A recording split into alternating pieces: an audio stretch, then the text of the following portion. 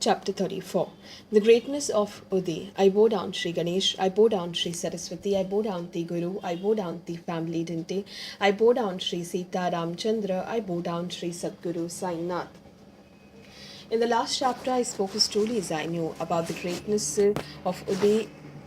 In the present chapter, I will continue the same narration, describing its characteristic. There is a connection between the stories in the last chapter and this one about the power of Udi. Listeners may hear them with a peaceful mind for their own happiness and understanding. The dreadful disease of tubercular bone ulcers, which could not be cured by any means, was totally eradicated by the application of Udi by Sai's own hands. There are many such stories about Udi. I'm narrating one is an indication. You will be surprised listening to it, as it has been a well observed experience. A qualified doctor of Malegaon district, Nasik, was unable to cure the illness of his nephew by any medication. He was a doctor and had doctors among friends. They tried all kinds of remedies. Even skilled surgeons were at loss and were confounded. The disease was tubercular bone abscess. It was tremendously difficult to bring under control, and it resisted all medication. All remedies, indigenous and foreign, were tried. All efforts were made. Even surgery was done. Nothing succeeded. The nephew was young. He was unable to bear the pain. He struggled under extreme pain, and relatives were distressed. When all medical efforts had crossed the limit, and yet there was not the slightest improvement, some relations and friends suggested invoking divine help. So the family Dinte and others were propagated, but none of them seemed to help. Then they learned that in Shirdi village there was a famous Auliya. He was the greatest among saints at Shirdi. Sai Maharaj, the greatest of yogi, by his mere darshan, diseases were eradicated. This was what they heard. The desire to have Sai darshan arose. The mother and the father decided, let us try this remedy with trust in God. He said to be a great Auliya. If he applies Udi with his own hands, incurable diseases are eradicated. What do we lose by taking this experience? Let us go and bow at his feet. Let us try this last remedy. Perhaps it might ward off this problem. It is our last resort. Enough. Later, the parents made quick preparations, being anxious for Sai's darshan. They arrived quickly at Shirdi. They took Baba's darshan as soon as they arrived. They bowed and prostrated at his feet. They narrated the sufferings of the boy and stood in front of Baba. Overwhelmed with grief, with folded hands, they surrendered at Sri Sai's feet. With faces showing distress, they beseeched Sai. This boy is suffering, they said. We cannot bear to see him tortured, but we do not know what more we can do. We see no hope. Seeing the deterioration of our son, we are greatly wearied, that is, exhausted. Sai Samartha, therefore place your boon granting hand on his head and relieve his suffering. Hearing about your greatness, we have come here. We have surrendered to your feet, to you with full devotion. Bestow his life to us. Then that Sai, the embodiment of compassion, assured them, those who come and resort to this masjid shall never suffer anything in this life. Now be carefree. Take Udi and apply it on the abscess. Within 4 to 8 days, he will get relief. He have faith in God. This is not a masjid, but Dwaravati. He who steps here will get health and happiness within no time. You also will get this experience. It is impossible that whoever comes here is not relieved. He who climbs the steps of the masjid will accomplish his objective. Know that. Later on, orders from Baba, the patient was made to sit before him. Baba moved his hand on the leg and cast merciful glances at him. This was merely physical suffering, but even suffering which is destined or created by the mind is destroyed from its root by the darshan. Just seeing Sri Sai's face, all trouble ceases then and there, and drinking the nectar of his words gives the greatest happiness to a sick person. So be it. They stayed there for 4 days. There was improvement in the disease, and their faith in Sai developed. Thereafter, those three, with Baba's full permission, returned home full of happiness and satisfaction. Was this a small miracle that the tubercular bone abscess was cured only with Udi and a merciful glances alone is the unparalleled remedy? Thus, due to good fortune, they had the darshan of the great sage. his assurance and beneficial blessings by these only the disease had been uprooted. So be it. After application of the Yudi and partaking of it, for some days the abscess drained away, the wound filled uh, up and that boy regained good health. When the uncle heard all this at Maligaon, it arose a desire to have succession in him. He thought of fulfilling his wish on his way back to Bombay. But when he left for Bombay at Maligaon and at Manmad, somebody created doubts in his mind and he abandoned the idea of going to Shirdi. Such is the fate of many good intentions. Evil-minded people put a spoke in the wheel right at the start. Only those who pay no heed to public opinion achieve happiness in the end. Then, setting aside the idea of the saint's darshan, he went straight to Bombay and decided to spend the rest of his holidays at Alibag. After he had decided thus, for 3 consecutive nights he heard a voice in his sleep. Do you still have disbelief in me? On hearing this voice from heaven repeatedly, the doctor was bewildered. He decided to go to Shirdi, for he felt that the voice was meaningful. But the doctor was treating someone with an infectious fever, so he decided to leave immediately after the patient got better. But the temperature was very high and no medication proved useful. It did not come down at all, so he could not leave immediately. So he ultimately decided that if the patient improved that day, he would leave the next day without losing a moment for Shirdi. Within few hours of making this firm resolution, the temperature came down. The doctor's objective could be fulfilled and he left for Shirdi. As determined, he went to Shirdi. He bowed at Baba's feet with full faith. Baba convinced him of his secret experience and made him a firm devotee. Baba placed his hand on the devotee's head with blessings and gave him Udi Prasad. Blessing the unfathomable greatness of Sai, he was filled with amazement. He stayed there for 4 days and returned with happy frame of mind. Hardly had a fortnight passed that he went to Bijapur on a promotion. It was on account of the tubercular bone abscess that he had the opportunity of Sai's darshan. He developed love for the saint's feet and achieved permanent happiness. Similarly, once Dr. Pillai was in excruciating pain because of genuine worms. They had increased from 1 to 7. He was fed up of life. Sai Baba loved him greatly and affectionately called him by the nickname Bhau. He always inquired after his well-being with great love. In the masjid, Bhau's place was near the railing. In the morning and evening, he spent a lot of time with Bhau and they chatted a lot. Bhau was needed when the chillum was puffed. Bhau was needed when the bidi was smoked. Bhau was needed when passing judgment on a certain matter. When he was not near, he was missed. Enough. This was his background. Since the pain on account of the genuine worms was unbearable, Bhau was confined to the bed, being enfeebled. The intensity of the pain was too much to bear. Even in such a pathetic situation, Bhau chanted Sai's name. Enough of this suffering. Even death is preferable, he cried, surrendering to Sai. He sent a message to Baba. I am weary of bearing this pain. How many abscesses do I have on my body? I do not have the strength to bear this. Throughout my life, I have acted correctly. Why should I have to undergo this painful condition? I have never diverted from the path of righteousness. Why should I be punished, and for what? Baba, I can longer bear this pain on account of the genuine worms, which is similar to death. Instead, let me die now. I shall undergo the suffering in my next life. There is no alternative but to bear the pain. I shall have to take many more births. But that which is destiny cannot be avoided. Many dull-witted though I am, I realize that I will happily take 10 more births in which I shall undergo the fruits of my karma. But grant me the boon of ending this present life. Enough of this pain. Enough of this life. Release me from this birth. I do not wish to undergo this pain. That is all that I ask for now. Listening to this prayer, Siddharana felt compassion and for Dr. Pillai's satisfaction showered the nectar of mercy, savor it. Then seeing this utterly painful condition, Dr. Pillai noticed what the devotee's wish-fulfilling tree did to remove it. This message from Dr. Pillai was brought by Dikshit. Listening to this news, Baba said, go and tell him to be fearless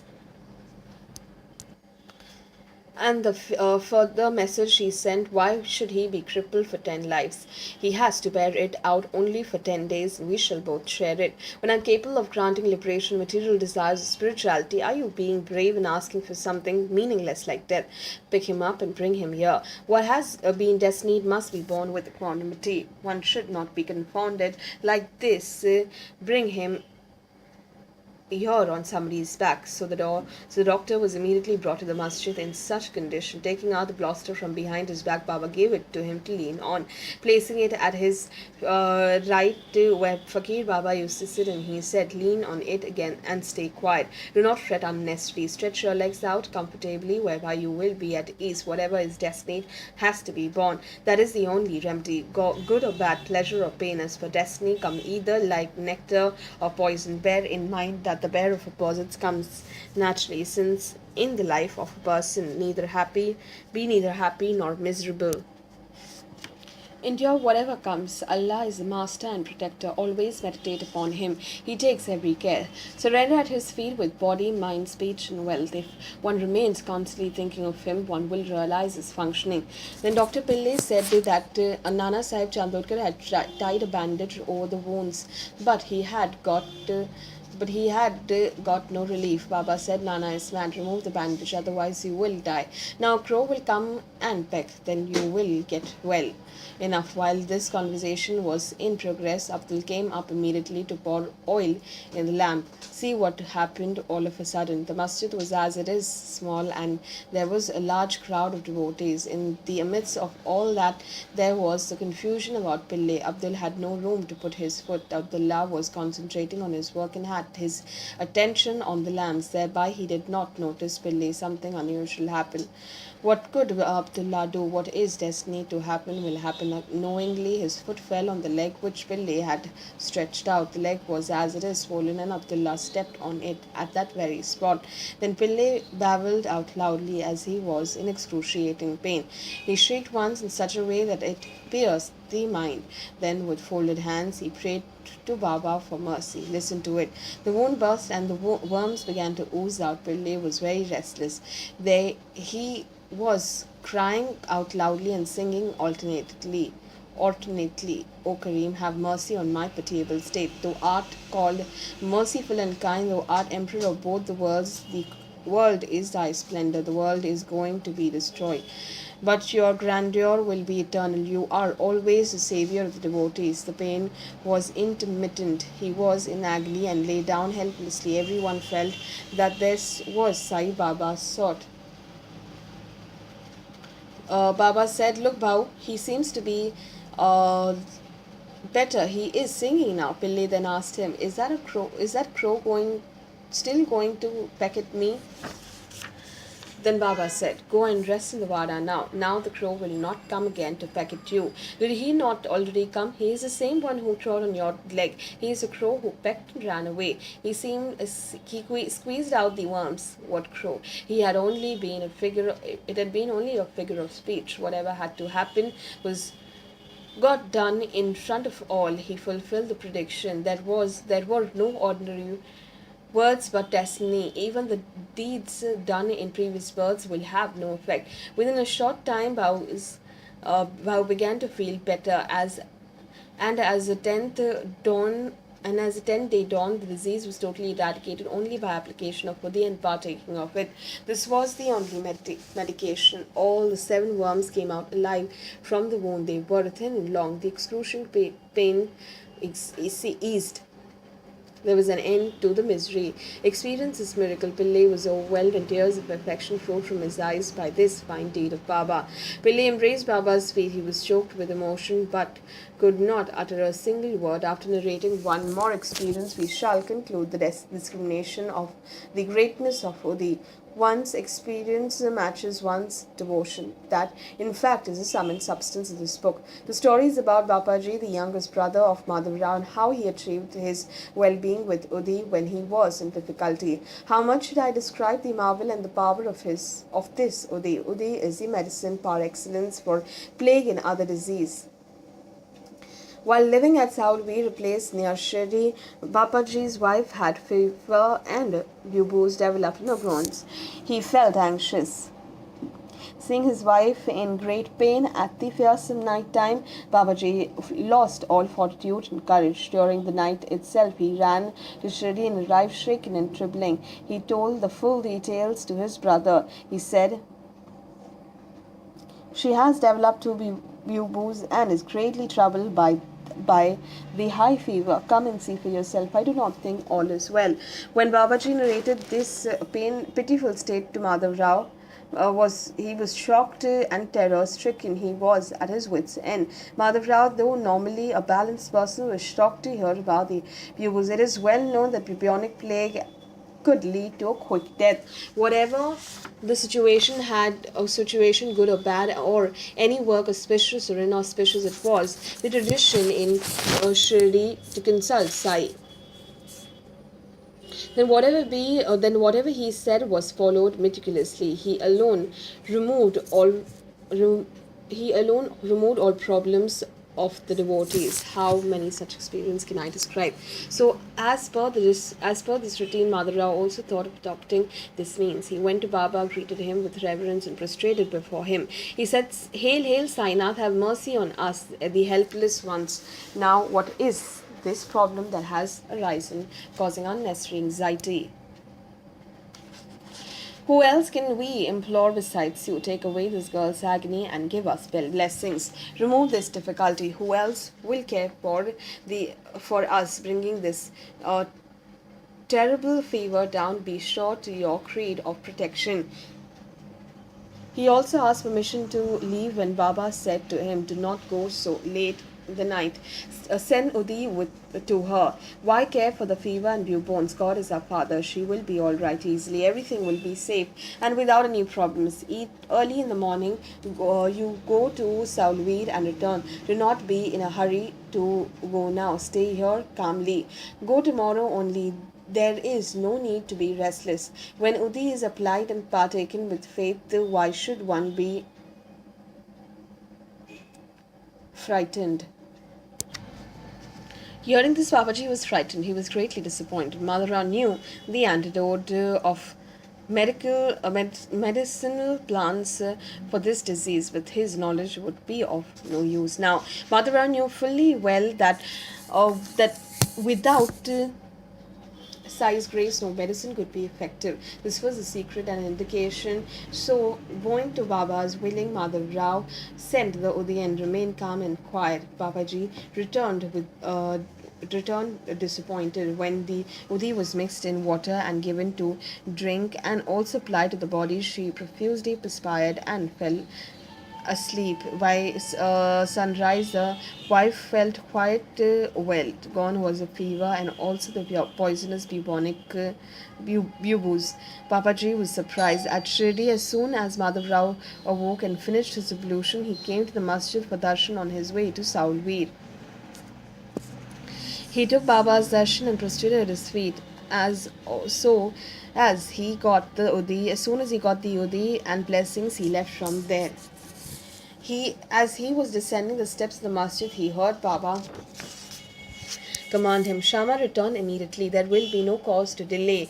On the way, he worried, "Must my sister-in-law be in agony? How will she be bearing the sensation of two buboes? She must be lying in agony."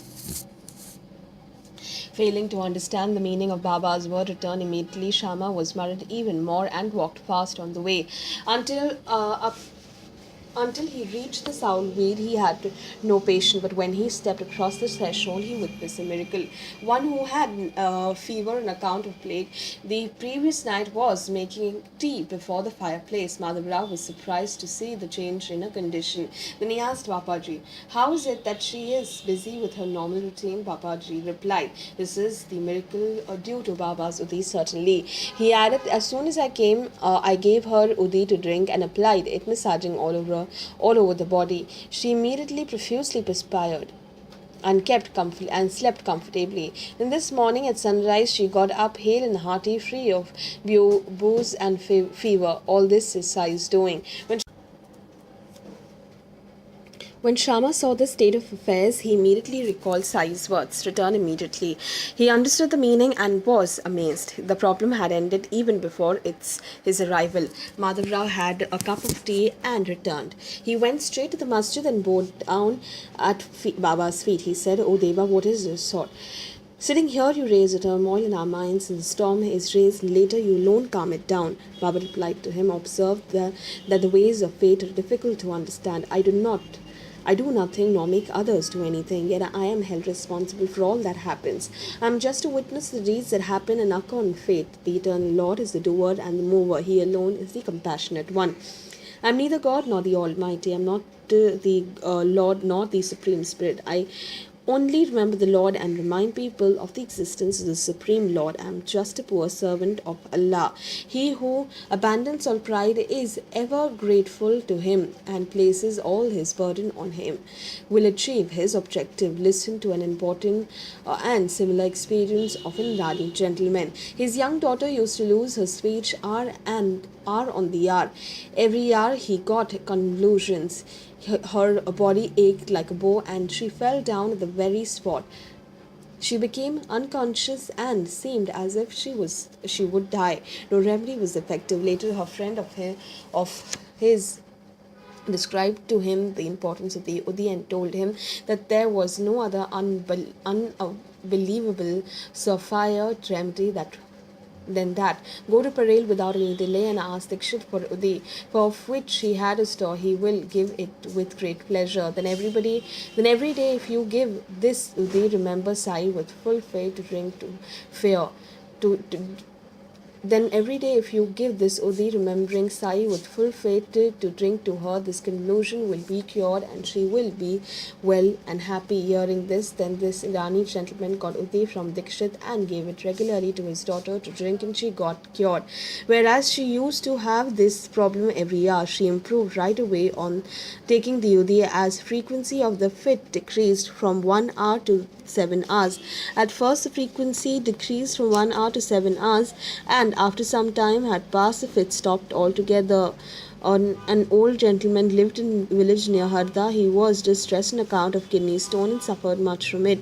There was no cure for it other than surgery. Therefore, he was told to find some skillful surgeon. The patient was extremely worried and could not think of what to do. His body was very thin, weak, and he seemed to be at death's doorstep. He was unable to bear the tremendous pain. To undergo an operation, a patient needs courage, and this he lacked. But by good luck, his adversity ended. You will be surprised to hear it. When this was the situation, the Inandar of the town, who was a great devotee of Sai Baba, was known to have come to the village at that time. Everyone knew that he always kept with him Baba's vibhuti. The relatives of the patient came to him and requested him for some Udi. Inamdar gave the Udi. The son gave it to the father and mixed in water. Hardly had 5 minutes passed when a miracle happened. When the Udi Prasad was assimilated in the body, the kidney stone was pushed out from the kidney and was flushed out with urine. He felt immediate relief. The wife of the gentleman from Bombay, by caste of Kashyap Prabhu, always had difficulty at the time of delivery. Then, no matter what was tried, nothing was efficacious. The lady felt as if she was dying, and the poor gentleman was distressed. Sri Ram Marti was a well-known person who was a devotee of Sai. After consulting him, this gentleman decided to leave for Shirdi. As the time of delivery neared, they both were terribly distressed. But after they decided to go to Shirdi, they felt that they would have nothing to fear. Whatever was to happen, let it happen, at least near Baba. Firmly deciding thus, they came and lived in Shirdi. In this way, both of them lived in Shirdi for months together. But both were happy performing puja and staying in the company of Sai. After some time had thus passed, the time for delivery near, they became extremely apprehensive as to how the difficulty would be overcome. Finally, the day of the delivery arrived and the passage of the poop was obstructed. Everyone became worried. The lady was in severe pain.